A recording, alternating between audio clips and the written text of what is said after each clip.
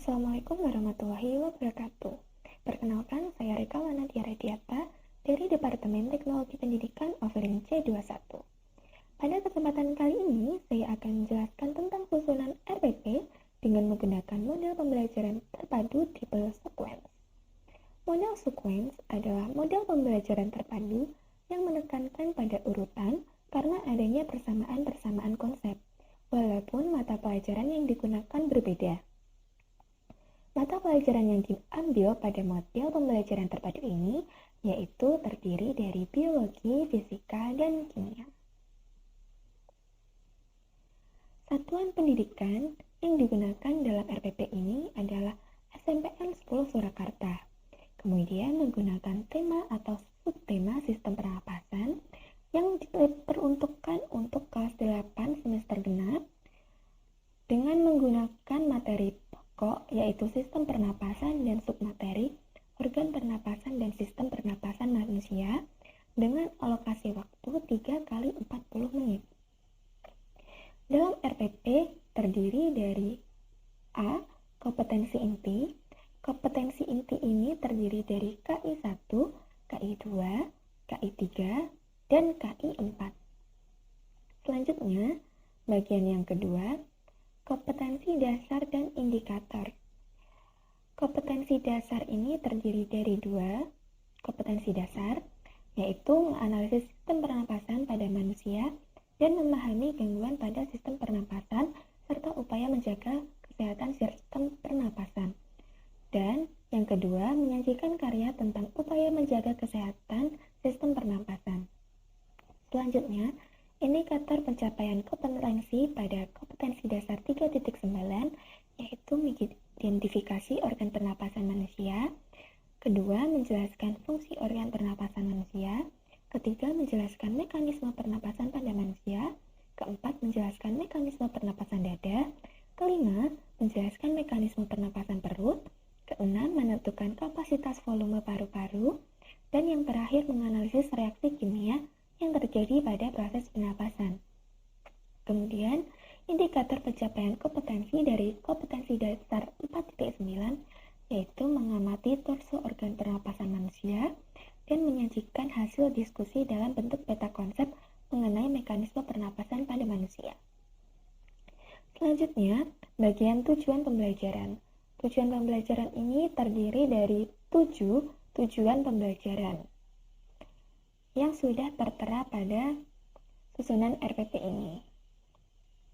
Kemudian, bagian yang keempat yaitu materi pembelajaran. Materi pembelajaran ini terdiri dari 3 mata pelajaran, yaitu mata pelajaran yang pertama, materi biologi.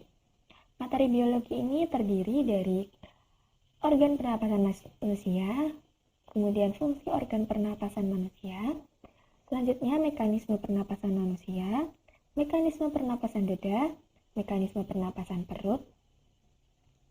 Selanjutnya yang kedua ada materi dari pelajaran fisika, yaitu membahas tentang kapasitas volume paru-paru yang terdiri atas volume tidal, volume cadangan inspirasi, volume cadangan ekspirasi, volume residu, volume kapasitas vital paru-paru, dan volume kapasitas total paru-paru. Yang ketiga ini ada dari mata pelajaran kimia, yaitu yang membahas tentang reaksi kimia dalam proses pernapasan. Reaksi kimia ini dalam proses pernapasan manusia terdiri dari glukosa dan oksigen akan berubah jadi air dan karbon dioksida serta energi ATP. Selanjutnya, metode pembelajaran yang digunakan pada RPP IPA terpadu model sequence ini yaitu dengan menggunakan pendekatan saintifik. Selanjutnya menggunakan metode pembelajaran tanya jawab dan diskusi. Selanjutnya ada model pembelajaran discovery learning. Bagian selanjutnya yaitu membahas tentang media, alat dan sumber belajar yang digunakan pada proses pembelajaran IPA terpadu ini. Media pembelajaran yang digunakan berupa torso, kemudian alat belajarnya ini berupa alat tulis, kemudian sumber belajarnya ada buku siswa ilmu pengetahuan alam SMP untuk kelas 8 semester 2. Kemudian ada buku pembelajaran biologi pokok bahasan sistem pernapasan manusia. Dan yang ketiga yaitu sumber belajar dari YouTube tentang video sistem pernapasan manusia. Selanjutnya di sini juga ada proses pembelajaran. Proses pembelajaran ini membahas tentang kegiatan yang dilakukan oleh guru dan siswa selama pembelajaran berlangsung. Kegiatan ini terdiri dari pendahuluan, inti, dan penutup. Selanjutnya, di sini pada kegiatan pendahuluan, ada kegiatan dari guru dan siswa dengan alokasi waktu 15 menit. Selanjutnya, ada kegiatan inti, yaitu berupa pemberian rangsangan yang dilakukan oleh guru dan siswa dengan kegiatan siswa mengamati, menanya. Kemudian pada identifikasi masalah ini, siswa mengamati. Kemudian pada sintaks model selanjutnya, yaitu berupa pengumpulan data, siswa diminta oleh guru untuk mengidentifikasi organ yang berperan dalam sistem pernapasan manusia. Kemudian siswa diminta untuk mengumpulkan data. Selanjutnya, ada pengolahan data. Di sini, guru meminta siswa untuk mendiskusikan mekanisme sistem pernapasan manusia. Kemudian, kegiatan siswa yaitu asosiasi. Sintaks selanjutnya yaitu pembuktian. Guru meminta siswa untuk mencari contoh peristiwa pernapasan dada dan pernapasan perut dalam kehidupan sehari-hari. Kemudian kegiatan siswa mencari contoh peristiwa pernapasan dada dan pernapasan perut dalam kehidupan sehari-hari. Yang terakhir dalam kegiatan inti ini berupa penarikan kesimpulan. Kegiatan guru ini, guru meminta siswa untuk membuat peta konsep mengenai sistem pernapasan yang telah dipelajari. Kemudian siswa mengkomunikasikan atau mempresentasikan peta yang telah dibuat, yaitu dengan durasi waktu 90 menit. Kegiatan yang terakhir yaitu kegiatan penutup dengan alokasi waktu 15 menit. Selanjutnya ada instrumen penilaian. Instrumen penilaian ini terdiri aspek, bentuk atau jenis, dan instrumen. Aspek ini terdiri dari aspek sikap, kognitif, dan psikomotor. Kemudian bentuk atau jenis dari aspek sikap ini terdiri dari observasi. Kemudian jenis dari aspek kognitif ini menggunakan post-test. Dan yang terakhir, bentuk atau jenis yang digunakan pada aspek psikomotor ini berupa kegiatan diskusi. Instrumen dari aspek sikap terdapat pada lampiran ketiga. Kemudian instrumen pada aspek kegiatan berupa kognitif terdapat pada lampiran kedua. Selanjutnya yang terakhir, instrumen pada aspek psikomotor terdapat pada lampiran keempat.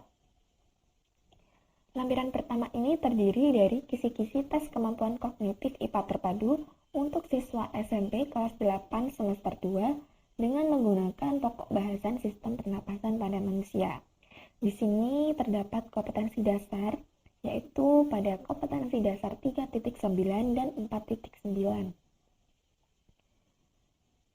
Nah, di sini juga terdapat tabel berupa indikator, kemudian aspek yang diukur, dan jumlah soal beserta persentase submaterinya. Indikator ini terdiri dari 7 indikator, di mana dari masing-masing 7 indikator ini memiliki jumlah soal yang berbeda-beda dan aspek ranah kognitif yang berbeda-beda juga. Di sini aspek ranah kognitif yang digunakan menggunakan taksonomi Bloom pada C2, C3, dan C4.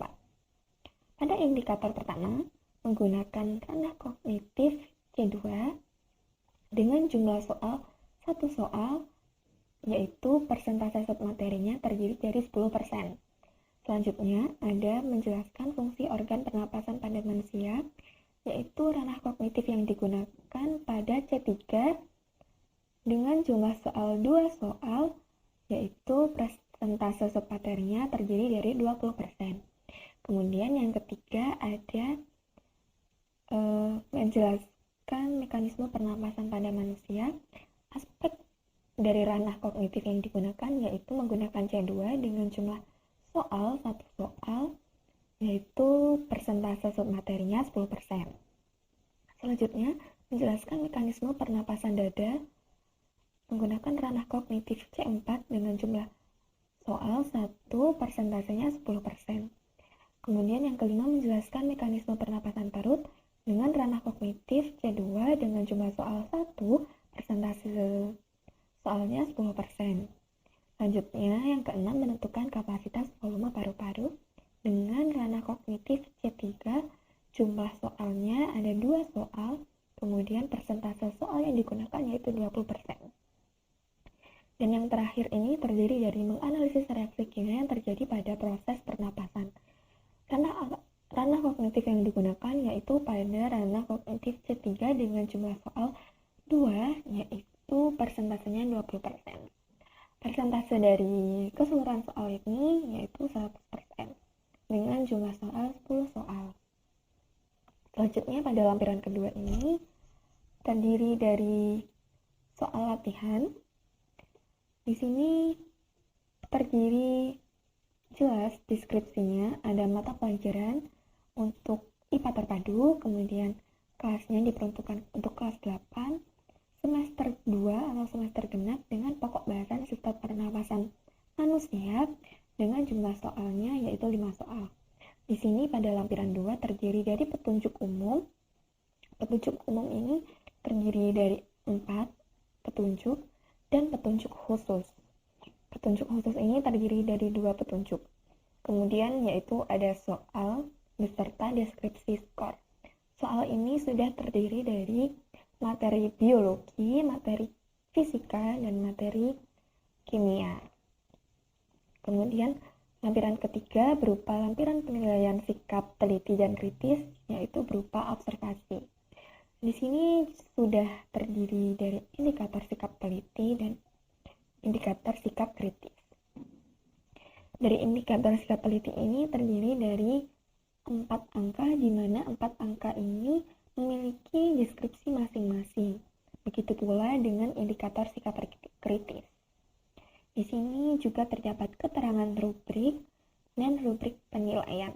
Rubrik penilaian ini terdiri dari nama siswa, kemudian siswa mengisi angka yang sesuai dengan indikator dari masing-masing siswa tersebut.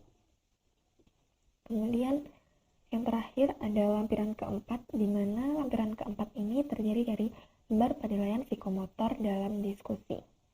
Di sini juga terdapat indikator diskusi kelompok, yaitu ada 4 indikator, kemudian ada indikator diskusi atau individu juga terdapat dari 4 indikator. Selanjutnya di sini juga ada keterangan rubrik dari nilai 1 sampai nilai keempat. Kemudian ada rubrik penilaian diskusi kelompok, di mana siswa mengisi nama dari anggota kelompok itu, selanjutnya melakukan penilaian yang sudah tertera pada indikator yang telah dicantumkan. Kemudian menuliskan totalnya. Di sini juga sama pada rubrik penilaian individu, di mana pada tabel ini terdiri dari nama siswa dan indikator dari keempat indikator yang sudah dicantumkan. Kemudian siswa menuliskan total dari indikator tersebut. Jadi sekian presentasi dari saya mengenai model pembelajaran sekuens. Terima kasih. Wassalamualaikum warahmatullahi wabarakatuh.